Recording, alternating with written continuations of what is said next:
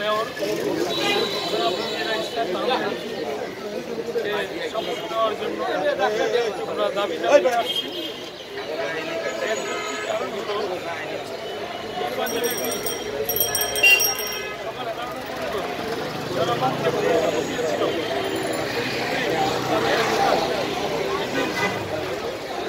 তারপরে যখন নির্বাচন জনগণ আর কেন্দ্রে ভূমিকা আসে নাই, সেই মতেই আমাদের জনতার মেয়র দিয়েছিল।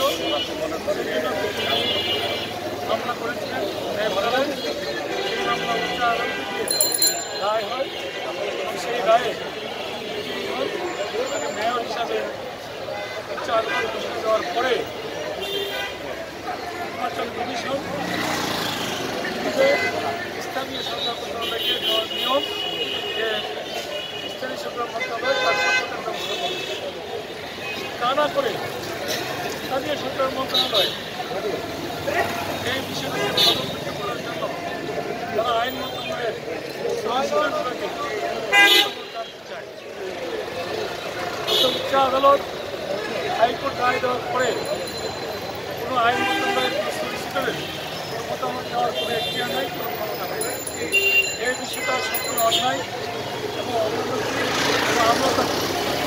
আমার মনে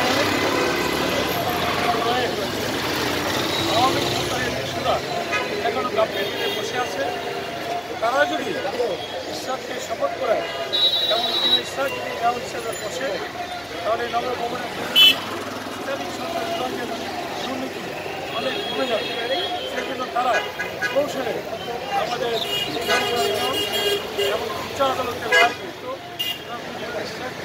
হিসেবে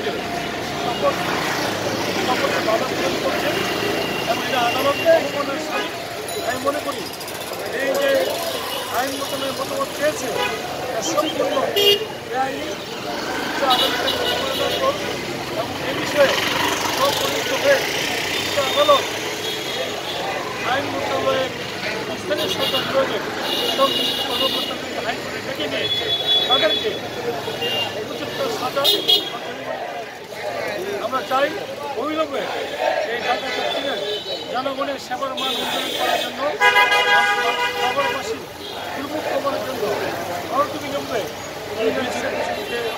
শপথ করে নগরভবনে বসার পথ সুগম করার জন্য আমরা বর্তমান সরকারের প্রধান উপদেষ্টা তার কাছে দাবি জানাচ্ছি।